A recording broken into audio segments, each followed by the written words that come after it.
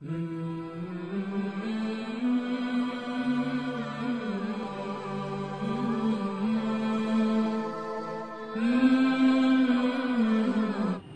علیکم ورحمۃ اللہ وبرکاتہ۔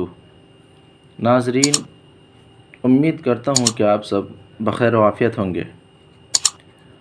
آج کے اس ویڈیو میں بھی ہم تختی نمبر 12 پڑھیں گے۔ تختی نمبر 12 کے اندر سکون یعنی جزم کا بیان ہے۔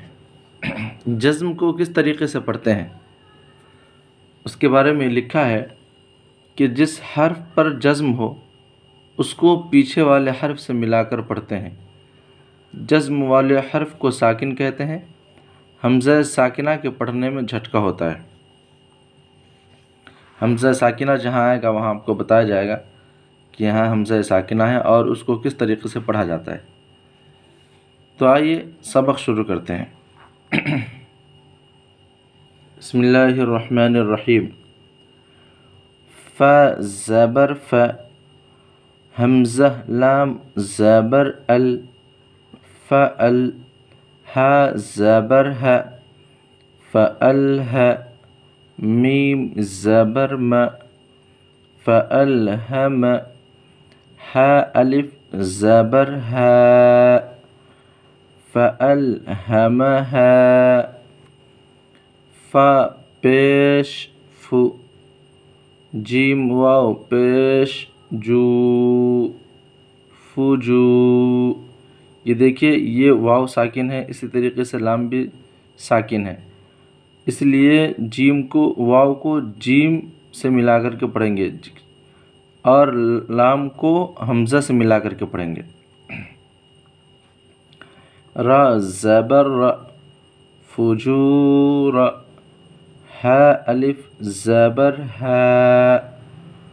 فجورہ،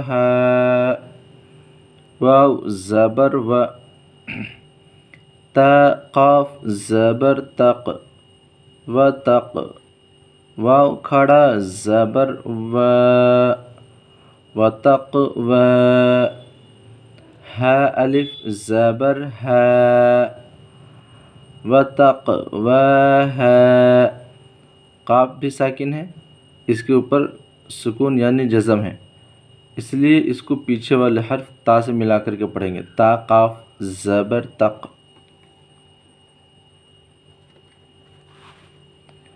حمزہ زبر ا، لام میم زبر لم، علم، نون شین زبر نش، علم نش، را ح زبر رح، علم نشرح، لام زبر ل، کاف زبر ک، لک، صاد دال زبر صد، را زبر ر، صدر، کاف زبر ک، صدرک، فألهمها فجورها وتقواها، ألم نشرح لك صدرك